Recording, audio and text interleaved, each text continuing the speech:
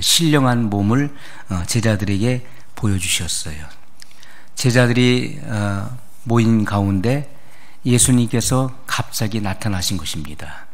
부활하셔서 제자들에게 나타나셨어요. 그리고 그 부활의 신령한 몸을 그들에게 보여주실 때 그들은 오히려 믿질 못하는 거예요. 주님의 그 부활의 모습을 보고도 믿질 못해요. 그래서 예수님께서 어찌하여 두려워하며 마음에 의심이 일어나느냐. 기쁘기도 하지만은 그러나 마음속에 두려움과 의심이 일어나는 거예요. 그래서 39절에 보면 내 손과 발을 보고 나인 줄 알라. 또 나를 만져보라. 제자들은 주님을 만져보았던 것이죠. 만져보았어요. 우리가 요한 1서에도 보면 사도 요한이 그렇게 기록합니다. 태초부터 있는 생명의 말씀에 관하여는 우리가 들은 바요, 눈으로 본 바요, 주목하고 우리 손으로 만진 바라. 이 말씀이 우리에게 나타난 바 되었다라고 말씀하고 있어요. 그래서 예수님의 그 부활하신 그 신령한 몸을 제자들은 오늘 주님께서 말씀하셨던 것처럼 내 손과 발을 보고 나인 줄 알라. 또 나를 만져보라 라고 했을 때 그들은 다 주님의 몸을 만져보았습니다. 그 부활하신 신령한 몸을 실제로 만져보았던 자들이에요. 영은 살과 뼈가 없으되 너는 너희 보는 바와 같이 나는 있느니라.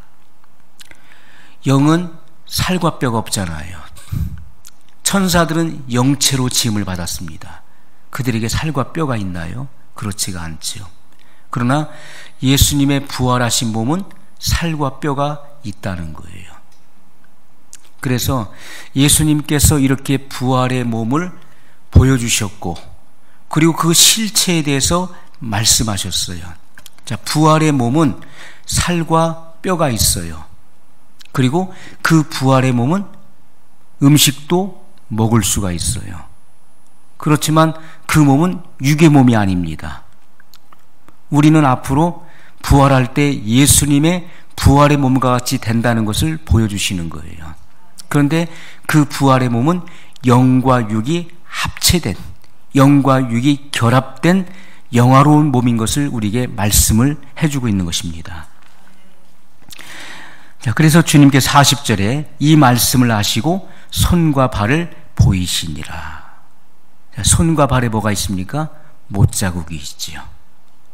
우리가 찬송가에도 구름 타고 올라가서 그의 앞에 절하고 손에 못자국을 보아 알겠네. 찬송가에도 그런 찬양이 있죠. 이런 모든 찬양의 가사들이요, 우리의 심령 가운데 이렇게 각인되어지는 거예요. 깊이 깊이 새겨지는 것이고, 찬양을 드릴 때도 우리가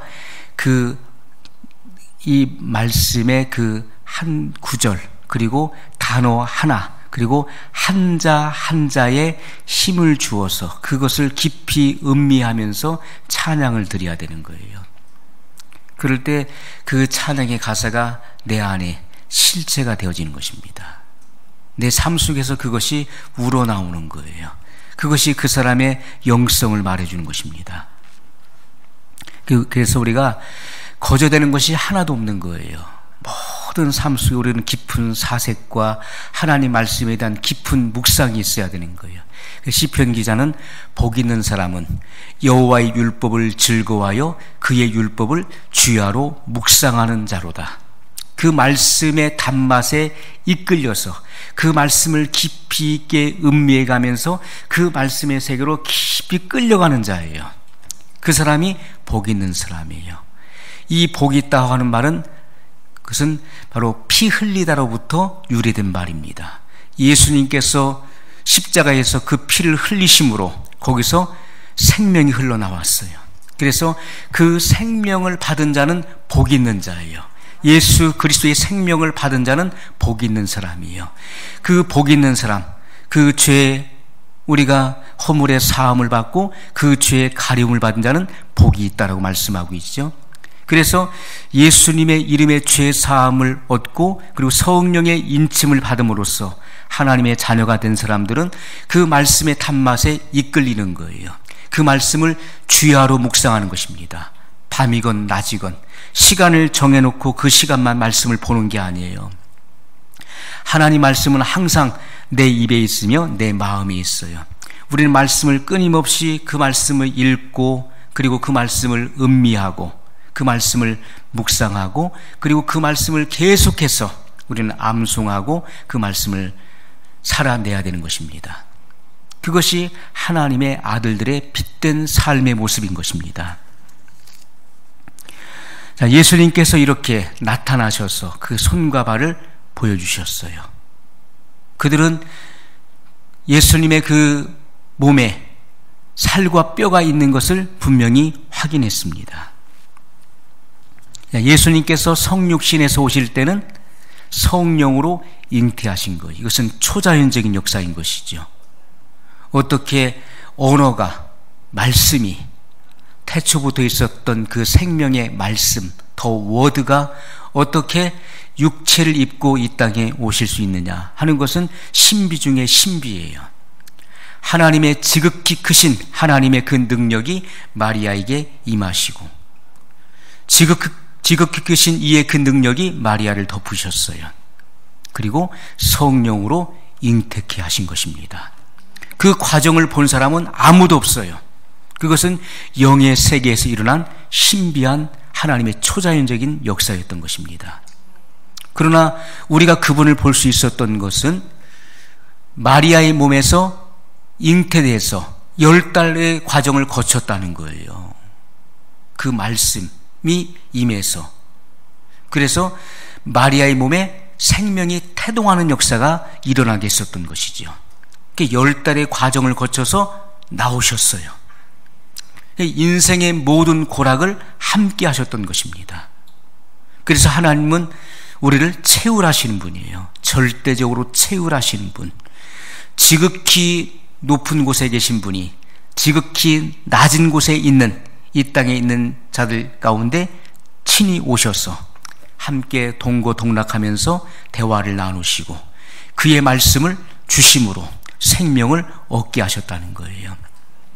내가 온 것은 양으로 생명을 얻게 하고 더 풍성히 얻게 하려 함이라. 예수님이 이 땅에 오신 목적은 양으로 생명을 얻고자 함입니다. 그뿐만이 아니죠. 생명을 한 번 얻는 것으로 끝나는 것이 아니에요. 그 생명을 누려야 되는 것입니다. 그래서 내 생명이 하나님의 생명 안에 감춘받아야 되는 것이고 내 생명이 하나님의 생명 안에서 그 생명을 누려야 되는 것입니다. 주님은 그것을 원하셨던 것이죠. 생명을 얻게 하고 더 풍성히 얻게 하려 함이라. 그래서 우리 안에 주님의 생명이 넘쳐나야 돼요. 주님의 생명이 넘쳐야 되는 것이고 그 생명을 우리가 누려야 되는 것이고 그 생명을 우리가 발산해야 되는 것입니다. 세상을 향해서 이 생명의 능력을 발산해야 되는 것이죠. 예수님께서 이렇게 육신의 몸을 입고 이 땅에 오셨어요. 우리는 그것을 성육신이라 또는 도성인신하셨다, 인카네이션 이런 말들을 우리가 쓰지 않습니까? 이 땅에 오셔서 그 몸으로 구속을 이루신 거예요. 예수님은 신성과 인성을 동시에 갖고 계신 분이셨죠. 그래서 예수님은 이 땅에 계실 때에도 하나님의 신성의 모든 충만함이 육체로 거하셨어요. 그러나 예수님은 그 인성 안에서 시험을 받으셨어요. 그리고 그 시험을 이기셨습니다.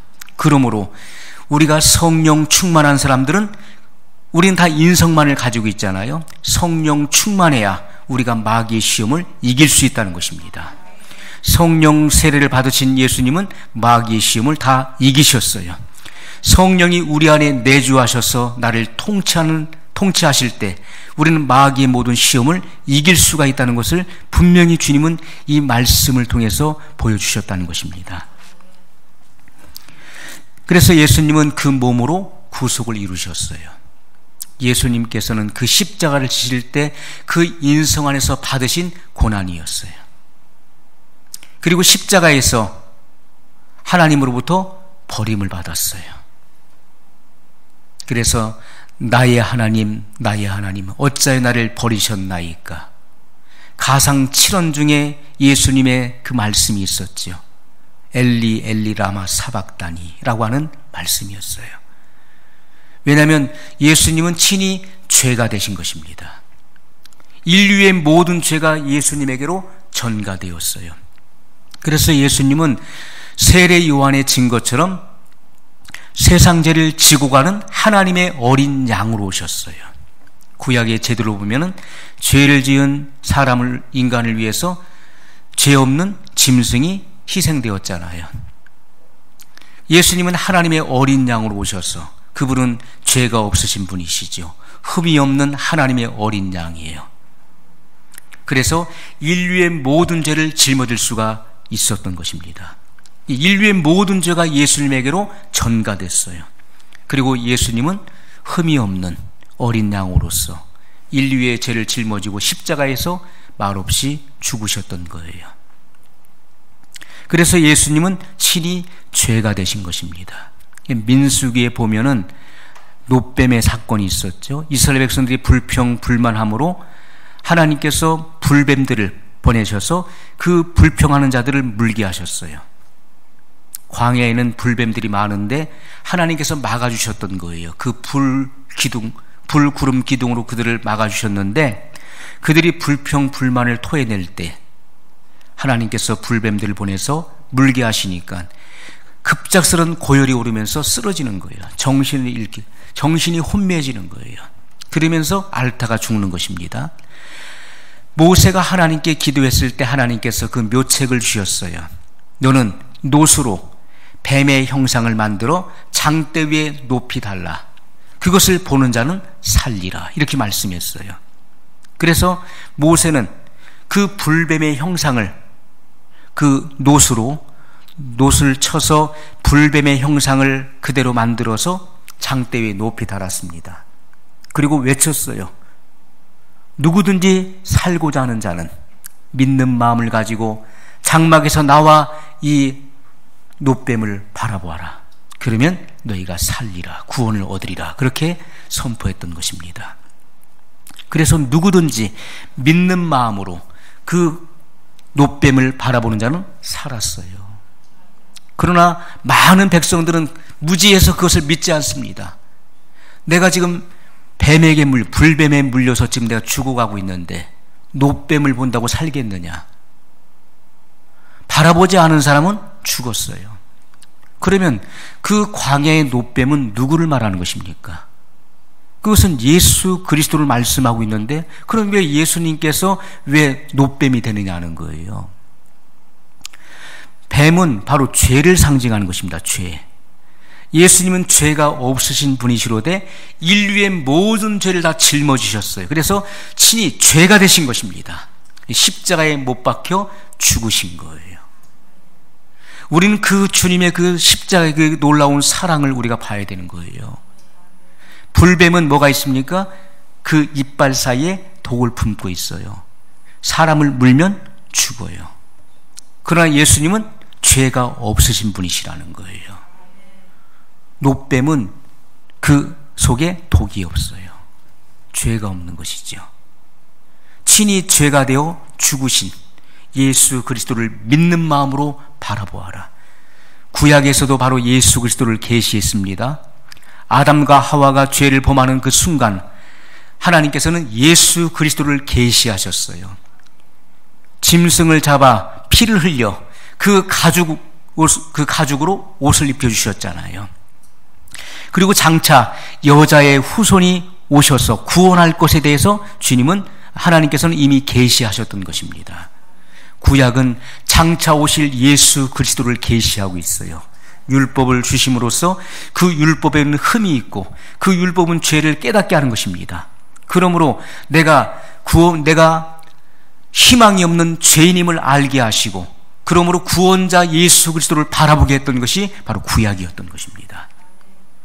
예수님께서는 그 구약의 성취로서 이 땅에 오셨지요. 그리고 인류의 죄를 짊어지시고 십자가에서 그 구속을 이루신 것입니다. 성경은 그것을 우리에게 분명히 말씀을 하고 있어요. 그리고 예수님께서 하늘로 승천하실 때는 그 영과 몸이 합체되어서 결합되어서 신령한 몸을 입으시고 많은 사람들이 보는 앞에서 올라가셨어요. 그 예수님의 승천을 목격한 자들은 예수님의 부활과 승천의 증인들이 됐던 것입니다. 자, 예수님께서 보여주신 것이 무엇이냐 하는 거예요. 성령으로 잉태되실 때 그 과정을 본 사람은 아무도 없지만은 예수님께서 마리아의 몸에서 나오셨을 때 그분이 바로 예수 그리스도, 태초부터 있었던 생명의 말씀이었던 것을 알게 된 것입니다. 그래서 사도 요한은 우리가 그의 영광을 보니 아버지의 독생자의 영광이요 은혜와 진리가 충만하더라. 사도 요한은 그 영안이 열려서 예수 그리스도의 그 영광을 보았던 것입니다. 그 안에는 은혜와 진리가 충만했어요. 눈이 어두운 사람들은, 영안이 닫힌 사람들은 예수님의 그 육적인 모습만 보고서 우리가 보니까 나이 시온도 안 돼 보이는데 어찌하여 너희가 우리 조상 아브라함보다 먼저 있었다고 하느냐? 너는 메시아가 아니다. 예수님을 조롱했어요. 그러나 사도 요한은 우리가 그의 영광을 보니 아버지의 독생자의 영광이라는 것. 아버지 품속에 독생하신 하나님이 이 땅에 성육신하심으로 아버지를 현현하셨다는 거예요. 나타내셨다. 본래 하나님을 본 사람이 아무도 없었어요. 그러나 아버지 품속에 독생하신 성자 하나님이 아버지를 나타내셨다는 거예요. 그래서 우리는 아버지가 어떤 분이심을 예수님을 통해서 아는 것입니다. 예수님을 통해 예수님이 다 보여주신 거예요. 아버지는 바로 이런 분이시다. 빌립이 예수님께 여쭙기를 아버지를 보여주면 족하겠나이다. 아버지를 좀 보여주세요 라고 했을 때 예수님이 뭐라고 하십니까? 빌립아, 내가 너희와 이렇게 오랫동안 함께 있었음에도 불구하고 내가 아버지를 보여달라 하느냐? 나를 본 자는 아버지를 보았느니라. 나를 본 자는 아버지를 보았느니라. 예수님은 아버지를 보여주신 분이에요. 아버지의 현현이신 것입니다. 현현. 그래서 이렇게 예수님께서 성육신에서 오실 때는 그런 영적인 세계에서 일어난 일이기 때문에 아무도 그 사실을 본 사람이 없어요. 그러나 예수님은 육신의 몸을 입고 이 땅에 나오셨지요. 그래서 하나님의 보내심을 받은 자는 하나님의 말을 하는 것입니다. 하나님의 말씀을 증거하는 거예요. 말씀. 그 말씀을 보면은 그가 하나님께로부터 보냄을 받은 자인 것을 알 수 있는 거예요. 니고데모가 밤중에 예수님을 찾아와서 하는 말이, 내가 보니 당신은 하늘로서 내려오신 분이 틀림없습니다. 그렇지 않고서야 이런 말씀을 하실 수가 없는 것입니다. 이런 일을 할 수가 없는 것입니다. 그렇게 말씀을 드렸어요. 그는 그날 밤 예수님과의 대화를 통해서 사람이 거듭나지 않으면 하나님 나라를 볼 수 없느니라. 그는 그 말씀이 그 마음에 꽂혔어요. 그 말씀을 늘 깊이 음미했을 것입니다. 이것은요, 제가 그냥 단순히 추론하는 게 아니에요.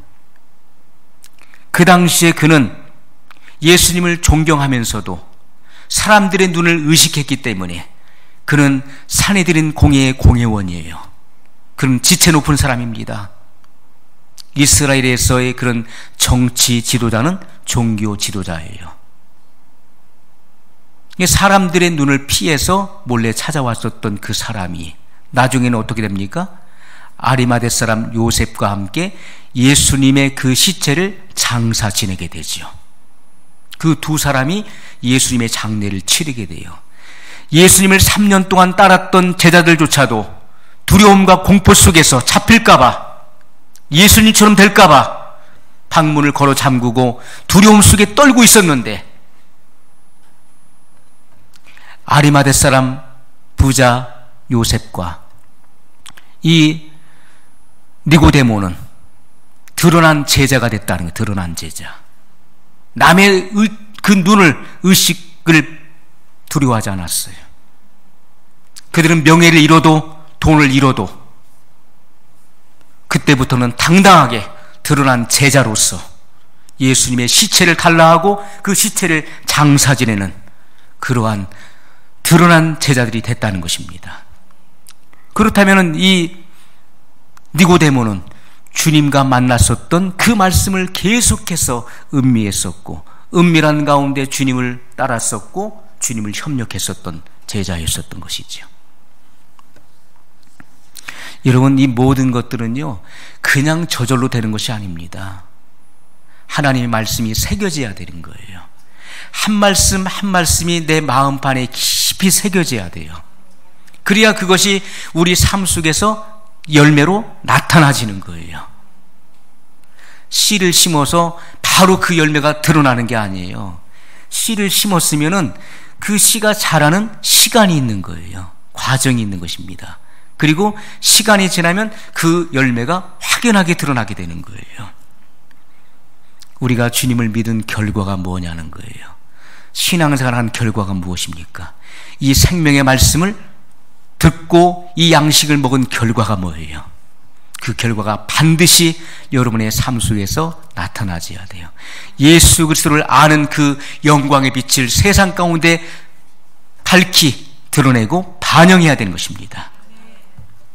자, 예수님께서 이렇게 육신으로 그 구속을 이루시고 하늘로 승천하실 때는 눈으로 볼 수 있게 승천하셨어요. 예수님께서 부활의 몸을 입고 이 땅에 40일 동안을 계셨습니다. 그러면서 오늘 본문의 말씀에도 나오고 있어요. 39절에 내 손과 발을 보고 나인 줄 알라. 또 나를 만져보라. 영은 살과 뼈가 없으되 너희 보는 바와 같이 나는 있느니라. 이 말씀을 하시고 손과 발을 보이시나 저희가 너무 기쁨으로 오히려 믿지 못하고 기 여길 때 이르시되 여기 무슨 먹을 것이 있느냐 하시니 이에 구운 생선 한 토막을 드리매 받으사 그 앞에서 잡수시더라. 음식도 먹을 수 있는 거예요. 그러니까 육체는 음식을 먹었으면 소화해서 버려야 되는 거예요. 그러나 신령한 몸은 그럴 필요가 없는 거예요. 예수님의 부활의 몸은 바로 영과 육이 결합된, 합체된 그런 신령한 몸, 영화로운 몸을 입었기 때문에 그렇습니다. 이 몸은 하늘에 살기 편리한 몸이에요. 이 몸은 죽지 않는 몸이 된 것입니다. 죽을 것이 죽지 아니할 영생하는 몸을 입었다는 거예요. 썩을 것이 썩지 아니할 몸을 입게 되는 것입니다. 이 몸은 영화로운 몸이기 때문에 시공을 초월하게 되는 거예요. 우리가 육체는 어떻습니까? 제가 목양실에서 나올 때 이 문을 열고 나와요. 목양실 문을 열고 그리고 이 통로를 통해서 이 문을 열고 이 강단에 올라와야 돼요. 그러나 영화로움은 어떻습니까? 이런 공간에 지배를 받지 않는 거예요. 그냥 초월해 버리는 거예요. 그냥 나타나는 거예요. 우리가 세상에서 가장 빠른 것이 뭘까요? 빛인가요? 빛보다 더 빠른 게 있어요. 그것은 우리의 생각이에요. 생각은요, 제가 이 1초도 안 돼서 저 명왕성도 갔다 와요. 그런데 우리가 이 신령한 몸은요, 내가 생각만 해도 거기에 가 있는 거예요. 그것이 부활의 몸이에요. 죽지 않는 몸, 썩지 않는 몸이에요. 영생의 몸을 얻는 것입니다. 그것이 바로 예수님께서 그 몸을 보여주셨던 거예요. 우리가 마지막 나팔에 부활하게 된 것입니다. 예수님은 부활의 첫 열매예요. 부활의 첫 열매. 그리고 성령 세례를 받은 사람은 성령의 처음 익은 열매로 나오는 거예요. 그래서 예수님의 큰 음성이 있을 때 죽은 자들이 부활하게 되는 것입니다. 그때 무덤들이 파헤치고 죽은 자들이 죽지 아니할 몸을 입고 나오는 거예요. 그것은 영과 육체가 결합되어서 영화로운 몸을 입고 구름 속으로 끌어올려 예수님을 영접하게 하신다고 말씀하고 있어요. 그리고 우리 살아남은 자도 휴거를 말씀하고 있는 것이죠. 주님의 음성을 듣는 순간에 홀연히 변화되는 거예요. 그것이 바로 영화로운 몸을 입게 되는 것입니다. 그래서 구름소로 끌어올려 주님을 영접하여 주와 항상 있으리라 이렇게 말씀을 했던 것입니다. 이것이 성경에서 말씀하고 있는 그 비밀을 말씀하고 있는 것이죠. 자, 그래서 주님께서 이렇게 부활의 몸을 보이셨는데 그 부활의 몸은 눈으로 볼 수 있는 몸이고 살과 뼈가 있는 몸이라는 것입니다. 음식을 먹을 수 있는 거예요. 천국에는 음식이 없나요? 있습니다. 12실과에 대해서도 말씀하고 있어요. 천국은 이 땅에서 누릴 수 없는 무한한 그런 세계인 것입니다. 하나님의 전능성이, 그 전능성이 극대화되는 그런 바로 세계인 것이죠. 그곳은 아침마다 새로운, 날마다 새로운 거예요. 물론 거기는 해와 달의 비침이 쓸데없는 거예요. 왜냐하면 보호자에 계신 바로 하나님께서 그 빛이 되시는 것입니다. 보호자에서 비치는 그 빛이 그 만국을 소성케 하고 그리고 그 천국을 밝히는 빛이심이라고 말씀하고 있어요. 이런 세계가 아니에요. 이 모든 우리가 눈으로 보는 이 세계는요, 영원히 존재하는 세계가 아닌 것입니다. 성경 그것을 말씀하고 있어요. 모든 것은 다 낡아지는 것이고 마지막 때 뭐가 나타납니까? 새하늘과 새 땅이 나타나는 거예요. 그 모든 천지가 사라져버리는 거예요. 새하늘과 새 땅. 이것은 바로 새로운 안식처를 말하는 것이죠. 새하늘은 새로운 안식처를 말하는 거예요. 우리가 그 새로운 안식처에 들어갔을 때 어디에 삽니까? 바로 새 예루살렘. 그곳이 바로 새 땅인 것입니다. 거기서 영원토록 나를 사랑하시는, 나를 구속하신 예수 그리스도와 함께 사는 거예요. 그곳이 바로 사랑의 아들의 나라라고 성경은 분명히 말씀하고 있어요. 그 나라에 들어갈 수 있는 사람들은 어린 양 예수님을 사랑하는 자들이에요. 왕이신 예수님을 경배하고 사랑하는 이들이 그곳에 들어갈 수가 있는 것입니다. 그래서 그 세계는 우리가 누릴 수 있는 천국이에요. 추상적인 세계가 아니에요. 먹고 마시고 생활할 수 있는 그러한 아름다운 세계인 것을 분명히 말씀을 하고 있습니다. 고린도전서 15장 51절에 보라, 내가 너에게 비밀을 말하노니 우리가 다 잠잘 것이 아니요 마지막 나팔에 순식간에 홀연히 다 변화하리니. 52절 54절에 보면 나팔 소리가 나매 죽은 자들이 썩지 아니할 것으로 다시 살고 우리도 변화하리라. 우리는 이 소망을 갖는 것입니다. 변화하는 거예요. 이 썩을 것이 불갑을 썩지 아니할 것을 입겠고 이 죽을 것이 죽지 아니함을 입으리로다. 이 썩을 것이 썩지 아니함을 입고 이 죽을 것이 죽지 아니함을 입을 때에는 사망이 이김에 삼킨 바 되리라고 기록된 말씀이 응하리라. 사망이 생명에게 삼킨 바 되는 거예요. 사망 권세가 힘을 쓰지 못하는 거예요. 그래서 영생의 부활로 나오는 것입니다. 선한 일을 행한 자는 생명의 부활로 나오는 거예요. 반드시 나오는 거예요. 악한 일을 행한 자는 심판의 부활로 나오게 되는 것입니다. 그들은 백보자 심판 앞에 서게 되는 거예요. 그러나 선한 일을 행한 자, 하나님 말씀에 말없이 굴복되어지고 그 말씀을 살아낸 자들은 생명의 부활로 나오게 될 것입니다. 내가 죽도록 충성하라. 그리하면 생명의 면류관을 내게 주리라 말씀했어요. 주님을 위해서 생명을 바친 자, 나를 위하여 자기 목숨을 버린 자에게는 생명으로 갚으신다는 거예요. 그것이 생명의 면류관을 쓰는 거예요. 생명의 면류관 받으시옵소서. 우리가 찬송가에 나오잖아요. 생명의 주여 면류관 받으시옵소서.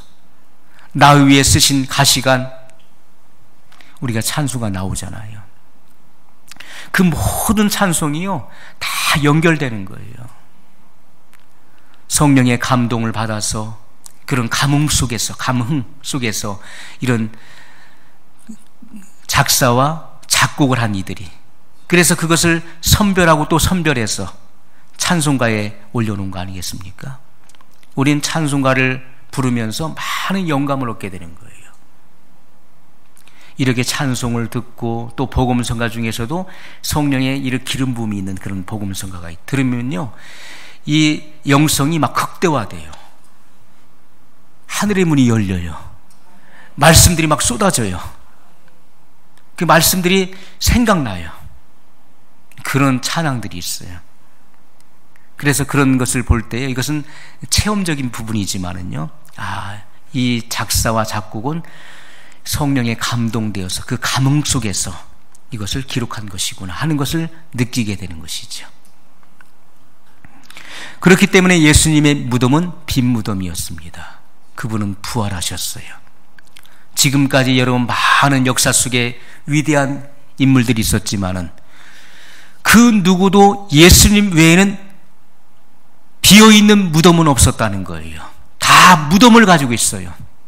그러나 예수님은 죽은 자들 가운데서 부활하셨어요. 왜냐하면 예수님 안에 계신 살리신 이의 영이 예수님을 죽은 자 가운데서 살리셨다는 거예요. 부활시켰다는 것이죠. 그래서 성령님은 누구십니까? 창조의 영이시라는 거예요. 예수님을 죽은 자 가운데서 다시 살리신 생명의 영이십니다.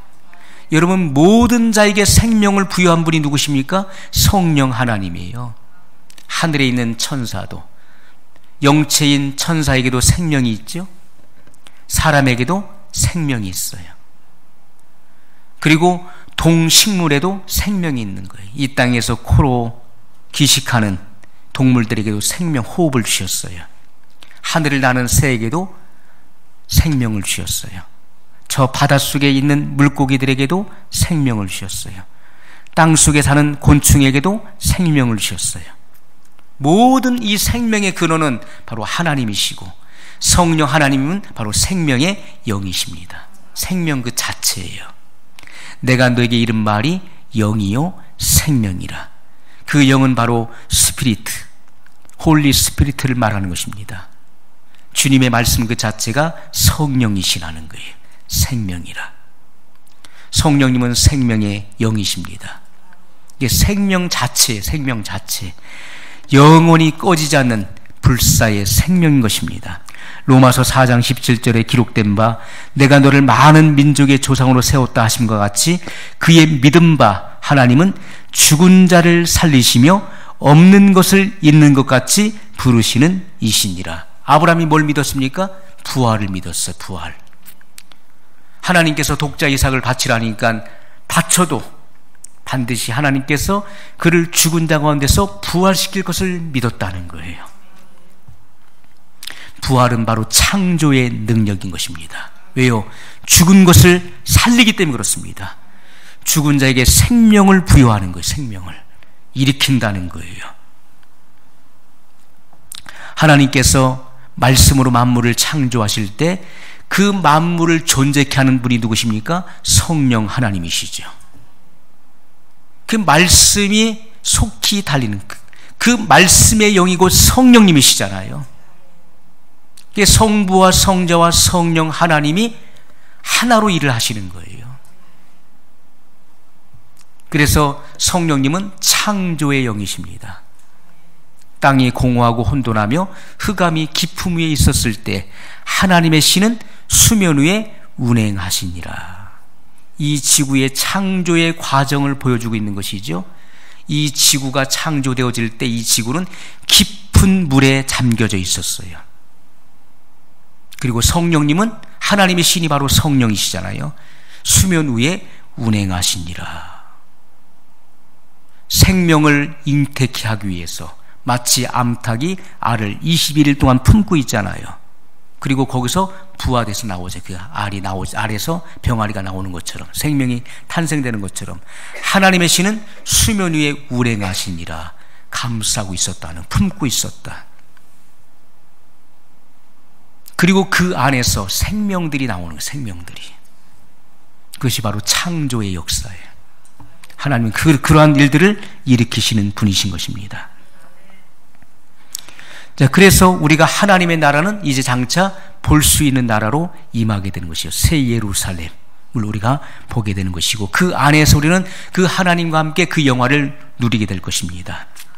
로마서 8장 11절에 예수를 죽은 자 가운데서 살리신 이의 영이 너희 안에 거하시면, 예수를 죽은 자 가운데서 살리신 이의 영이 바로 성령 하나님이시죠. 너희 안에 거하시면, 그리스도 예수를 죽은 자 가운데서 살리신 이가 너희 안에 거하시는 그의 영으로 말미암아 너희 죽을 몸도 살리시리라. 부활하게 된다는 거예요. 성령이 거하시는 사람은 예수님과 같이 죽어도 산다는 말씀이에요.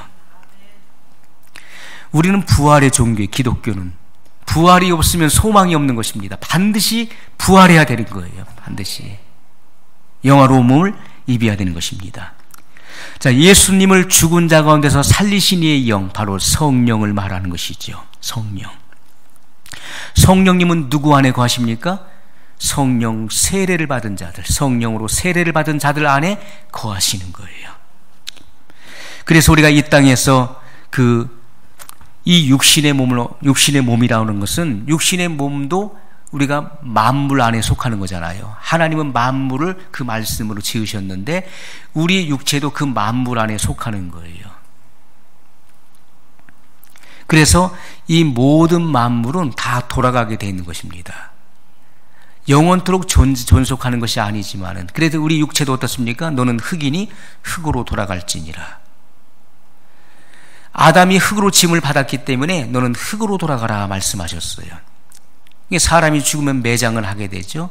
썩어 부패합니다. 그런데 그것이 무의 상태로 돌아가는 것은 아니죠. 다른 원소화 되는 거예요. 하나님은 무의 소유를 창조하시는 분이신데 다른 원소화된 것을 원상복구할 수 없는 분이 아니시라는 거예요. 다 살리시는 것입니다. 그 안에 살리신 이의 영이 거하신다면은 그의 죽은 육체도 다시 일으키시는 거예요. 그 마지막 나팔에 신령한 몸으로 변화되어서 주님을 영접하게 하신다고 말씀하고 있어요. 그래서 예수님과 한 몸에 연합된 지체들인 것입니다. 주님과 동일한 몸을 입게 되는 거예요. 동일한 몸. 그래서 우리가 이러한 하나님의 나라의 비밀을 모른다는 것은 성령을 받지 않았다는 거예요. 모르는 거예요. 성령을 받은 사람들은 주님께서 이러한 천국의 비밀을 깨닫게 하시는 것이고 이 비밀의 말씀이 믿어지게 하시는 거예요. 그것이 성령님의 역사인 것입니다. 그래서 우리가 하나님의 성전으로 거룩하게 세워져 가는 것입니다.